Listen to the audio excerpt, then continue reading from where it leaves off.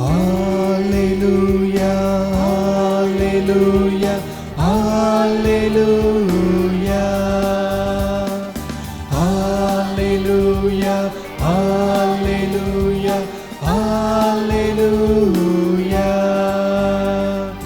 ಕೇಳಿರಿ ದೈವ ವಾಕ್ಯವನು, ಆಲಿಸಿ ದಿವ್ಯ ವಾರ್ತೆಯನು, ಪ್ರಭುವಿನ ಆ ಧ್ವನಿಯನು ಧ್ಯಾನಿಸಿ ಬಾಳುವ,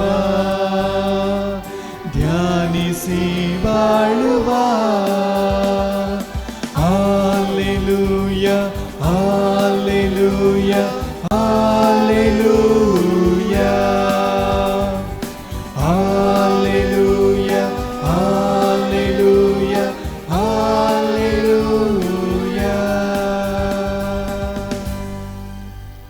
ಕರ್ತರು ನಿಮ್ಮೊಡನೆ ಇರಲಿ, ನಿಮ್ಮಾತ್ಮದೊಡನೆಯೂ ಇರಲಿ. ಸಂತ ಮತ್ತಾಯನು ಬರೆದ ಶುಭ ಸಂದೇಶದಿಂದ ವಾಚನ. ಪ್ರಭು ನಿಮಗೆ ಮಹಿಮೆ ಸಲ್ಲಲಿ. ಯೇಸು ಸ್ವಾಮಿ ಆ ಸ್ಥಳವನ್ನು ಬಿಟ್ಟು ಮುಂದಕ್ಕೆ ಹೋಗುತ್ತಿದ್ದಾಗ ಮತ್ತಾಯ ಎಂಬವನನ್ನು ಕಂಡರು. ಅವನು ಸುಂಕ ವಸೂಲಿಗಾಗಿ ಉಕ್ಕಡದಲ್ಲಿ ಕುಳಿತಿದ್ದನು. ನನ್ನನ್ನು ಹಿಂಬಾಲಿಸು ಎಂದು ಹೇಳಿ ಯೇಸು ಅವನನ್ನು ಕರೆದರು.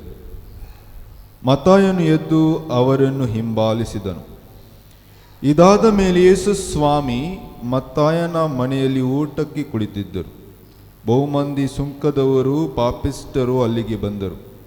ಯೇಸು ಮತ್ತು ಅವರ ಶಿಷ್ಯರು ಕುಳಿತಿದ್ದ ಪಂಕ್ತಿಯಲ್ಲಿಯೇ ಇವರು ಊಟಕ್ಕೆ ಕುಳಿತಿದ್ದರು.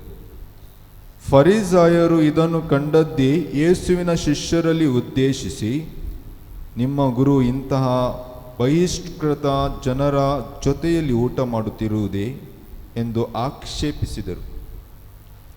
ಇದನ್ನು ಕೇಳಿಕೊಂಡ ಯೇಸು, ವೈದ್ಯನ ಅವಶ್ಯಕತೆ ಇರುವುದು ರೋಗಿಗಳಿಗೆ, ಆರೋಗ್ಯವಂತರಿಗಲ್ಲ.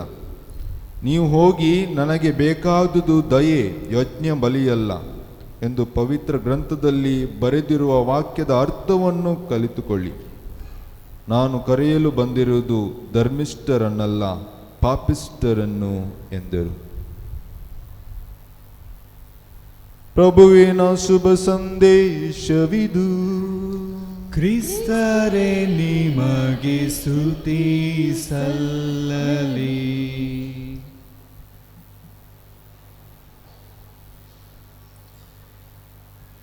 ಬಾಲಯೇಸುವಿನಲ್ಲಿ ನನ್ನೊಲುಮೆಯ ಸಹೋದರ ಸಹೋದರಿಯರೇ, ಈ ವರ್ಷದ ವಾರ್ಷಿಕ ಹಬ್ಬದ ಸಂದೇಶವಾಗಿದೆ, ಪ್ರಭು ಯೇಸುವನ್ನು ಧರಿಸೋಣ, ಪವಿತ್ರರಾಗೋಣ. ಹಾಗೆಯೇ ಇಂದಿನ ಈ ಬಲಿಪೂಜೆಯ ಸಂದೇಶವಾಗಿದೆ, ಪವಿತ್ರತೆ ಒಂದು ಕೊಡುಗೆ. ಪವಿತ್ರ ಜೀವನಕ್ಕೆ ಕರೆ ದೇವರ ಕೊಡುಗೆ. ಪವಿತ್ರ ಜೀವನಕ್ಕೆ ಕರೆ ದೇವರ ಕೊಡುಗೆ. ನಮಗೆಲ್ಲರಿಗೂ ಈ ಕರೆಯನ್ನು ದೇವರು ದಯಪಾಲಿಸಿದ್ದಾರೆ. ಹಾಗಾದರೆ ಪವಿತ್ರತೆ ಎಂದರೇನು? ಪವಿತ್ರ ಪುಸ್ತಕದ ಪ್ರಕಾರ ಪವಿತ್ರತೆ ಎಂದರೆ ದೇವರಿಗೆ ಸಮರ್ಪಿಸಿದ್ದು. ಇನ್ನೊಂದೆಡೆ ಬೇರ್ಪಡಿಸಿದ್ದು ಎಂದರ್ಥ, ಬೇರ್ಪಡಿಸಿದ್ದು. ಅದಕ್ಕೋಸ್ಕರ ಪವಿತ್ರತೆ ಎಂದರೆ ದೇವರು ನಮ್ಮನ್ನು ಬೇರ್ಪಡಿಸಿದ್ದಾರೆ, ಅವರಿಗೋಸ್ಕರ. ನಮ್ಮನ್ನು ನಾವು ಸಮರ್ಪಿಸಿದ್ದೇವೆ ದೇವರಿಗೋಸ್ಕರ. ಅದಕ್ಕೋಸ್ಕರ ಈ ಪವಿತ್ರತೆ ಎಂಬುದು ನಾವು ಹಣದಿಂದ ಗಳಿಸಲು ಸಾಧ್ಯವಿಲ್ಲ. ಅದು ದೇವರು ನಮಗೆ ಧರ್ಮಾರ್ಥವಾಗಿ ಕೊಟ್ಟ ಒಂದು ಕೊಡುಗೆ. ಅನೇಕರು, ನಾವೆಲ್ಲರೂ ಕ್ರಿಸ್ತರು, ಕ್ರಿಸ್ತ ಧರ್ಮದಲ್ಲಿ ನಾವು ಹುಟ್ಟಿದವರು. ನಾವು ಯಾರೂ ಆಯ್ಕೆ ಮಾಡಲಿಲ್ಲ, ನಾನು ಕ್ರಿಸ್ತ ಧರ್ಮದಲ್ಲಿ ಹುಟ್ಟಬೇಕೆಂಬುದನ್ನು. ನನ್ನ ತಂದೆ ತಾಯಿ ಕ್ರಿಸ್ತರಾಗಬೇಕೆಂದು ನಾವು ಆಯ್ಕೆ ಮಾಡಲಿಲ್ಲ. ಬದಲಾಗಿ ಇದು ನಮಗೆ ಧರ್ಮಾರ್ಥವಾಗಿ ದೇವರು ದಯಪಾಲಿಸಿದ್ದಾರೆ. ಅದಕ್ಕೋಸ್ಕರ ನಾವು ನಮ್ಮ ದೇವರನ್ನು ಆರಿಸಲಿಲ್ಲ, ಬದಲಾಗಿ ದೇವರು ನಮ್ಮನ್ನು ಆರಿಸಿದ್ದಾರೆ. ದೇವರು ನಮ್ಮೆಲ್ಲರನ್ನು ಆರಿಸಿದ್ದಾರೆ. ಇದಕ್ಕೋಸ್ಕರ ನಾವು ಜೆರೆಮೀಯ ನಾವು ಗ್ರಂಥದಲ್ಲಿ ನಾವು ಓದುತ್ತೇವೆ, ನೀನು ತಾಯಿಯ ಗರ್ಭದಲ್ಲಿ ರೂಪಿಸುವುದಕ್ಕೆ ಮುಂಚೆಯೇ ನಿನ್ನ ನಾನು ತಿಳಿದಿದ್ದೆ, ನೀನು ಉದರದಿಂದ ಹೊರಬರುವುದಕ್ಕೆ ಮೊದಲೇ ನಿನ್ನನ್ನು ಪವಿತ್ರೀಕರಿಸಿದ್ದೇನೆ. ನೋಡಿ ಪ್ರಿಯರೇ, ನೀನು ಉದರದಿಂದ ಹೊರಗೆ ಬರುವ ಮೊದಲೇ ನಾನು ನಿನ್ನನ್ನು ಪವಿತ್ರೀಕರಿಸಿದ್ದೇನೆ. ಹಾಗೆ ನಾವು ಆದಿಕಾಂಡದಲ್ಲಿ ಓದುವುದಾದರೆ ನಮಗೆ ಹೇಗೆ ದೇವರು ರಚಿಸಿದರು? ದೇವರು ಈ ಭೂಮಿಯನ್ನು ರಚಿಸಿದರು, ನೀರನ್ನು ರಚಿಸಿದರು, ಗಾಳಿಯನ್ನು ರಚಿಸಿದರು, ಈ ಸುಂದರವಾದ ಪ್ರಕೃತಿಯನ್ನು ರಚಿಸಿದರು. ಗಿಡ, ಮರ, ಬಳ್ಳಿ, ಹಣ್ಣು, ಹೂ, ಹಂಪಲು, ಪ್ರಾಣಿ, ಪಕ್ಷಿ, ಜೀವ ಜಂತುಗಳು, ಮೀನುಗಳು ಎಲ್ಲವನ್ನು ಸೃಷ್ಟಿಸಿದ ನಂತರ ಆದಿಕಾಂಡದ ಪುಸ್ತಕ ಅಧ್ಯಾಯ 1 ವಾಕ್ಯ 26 ಹೇಳುತ್ತದೆ, ನಮ್ಮಂತೆ ಇರುವ ಹಾಗೂ ನಮ್ಮನ್ನು ಹೋಲುವ ಮನುಷ್ಯರನ್ನು ಉಂಟು ಮಾಡುವ. ದೇವರು ಹೇಳ್ತಾರೆ, ನಮ್ಮಂತೆ ಇರುವ ಹಾಗೂ ನಮ್ಮನ್ನು ಹೋಲುವ ಮನುಷ್ಯರನ್ನು ಉಂಟು ಮಾಡುವ. ಇದಾಗಿದೆ ದೇವರ ಪವಿತ್ರತೆ ನಮಗೆ ದಯಪಾಲಿಸಿದ್ದು. ಅದಕ್ಕೋಸ್ಕರ ನಾವು ಇಂದು ನಮಗೆ ಕೇಳಬೇಕಾಗಿದೆ, ನಮ್ಮ ದೇವರಂತಿರುವ ನಮ್ಮಲ್ಲಿ ಏನು ಇದೆ? ದೇವರು ನಮ್ಮ ರಚಿಸುವಾಗ ಏನು ಹೇಳಿದ್ರು? ನಮ್ಮಂತೆ ಇರುವ ಹಾಗೂ ನಮ್ಮನ್ನು ಹೋಲುವ ಮನುಷ್ಯರನ್ನು ನಾವು ಸೃಷ್ಟಿ ಮಾಡುವ. ಅದಕ್ಕೋಸ್ಕರ ದೇವರು ನಮ್ಮನ್ನು ದೇವಾನು ರೂಪದಲ್ಲಿ ಸೃಷ್ಟಿ ಮಾಡಿದರು. ದೇವರು ನಮ್ಮನ್ನು ದೇವಾನು ರೂಪದಲ್ಲಿ ಸೃಷ್ಟಿ ಮಾಡಿದರು.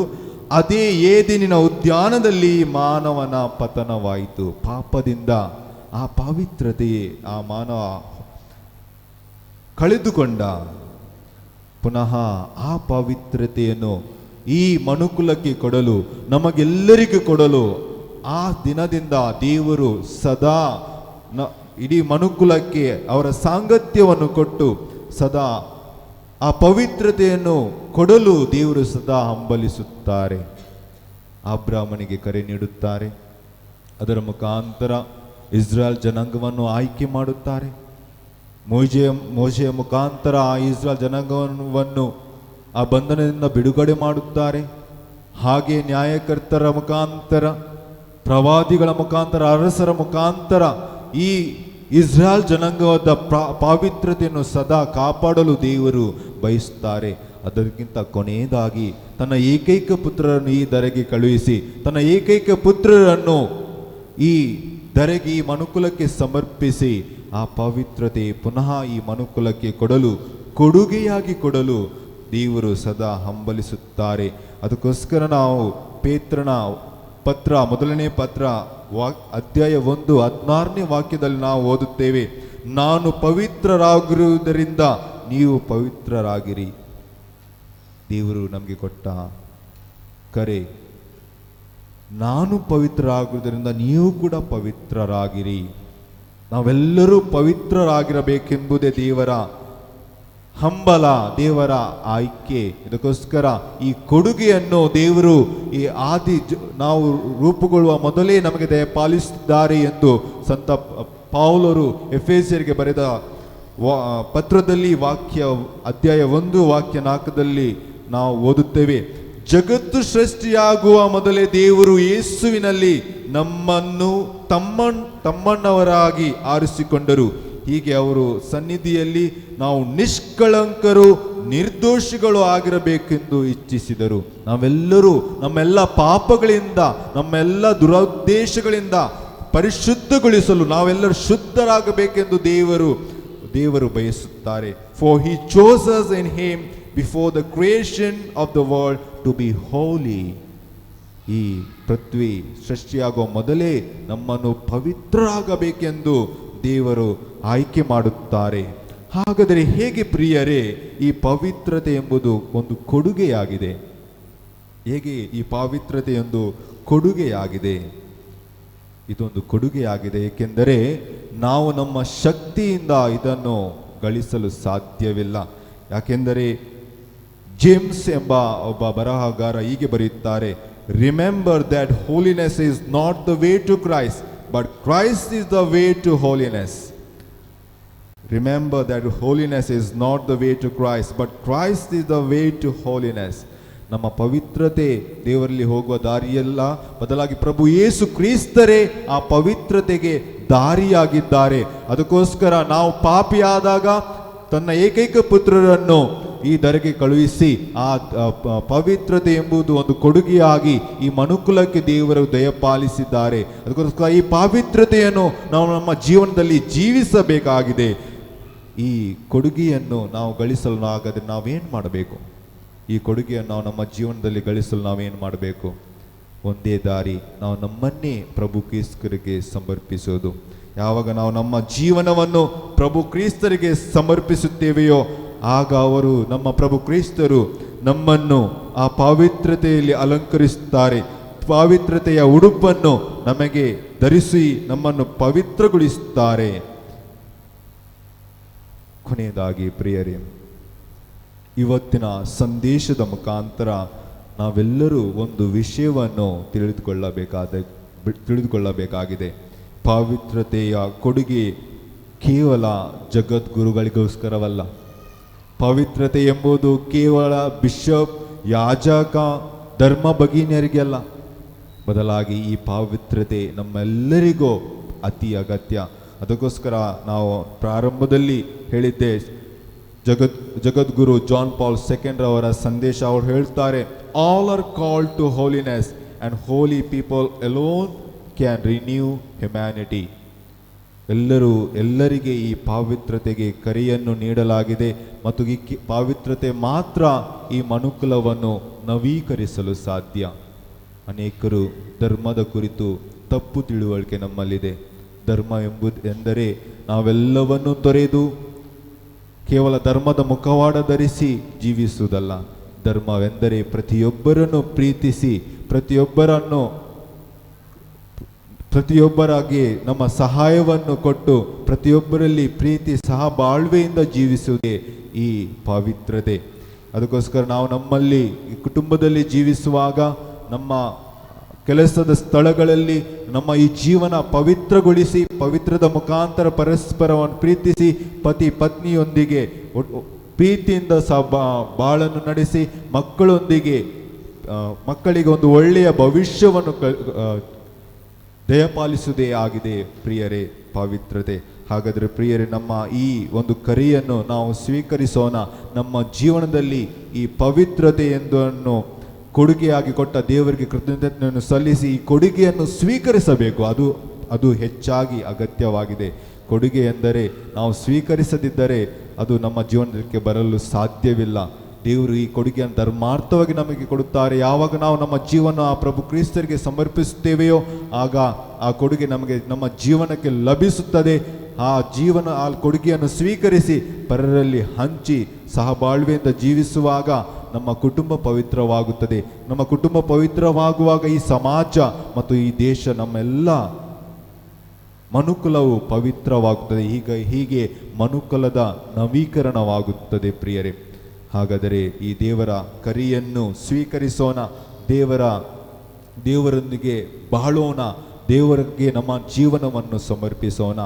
ಒಂದು ದಿನ ಒಂದು ತಂದೆ ಮತ್ತು ಮಗ ನಡೆದುಕೊಂಡು ಹೋಗುವಾಗ ಮಗ ತಂದೆ ಹತ್ರ ಕೇಳುತ್ತಾರೆ, ಅಪ್ಪ, ದೇವರು ಎಷ್ಟು ದೊಡ್ಡವರಾಗಿದ್ದಾರೆ.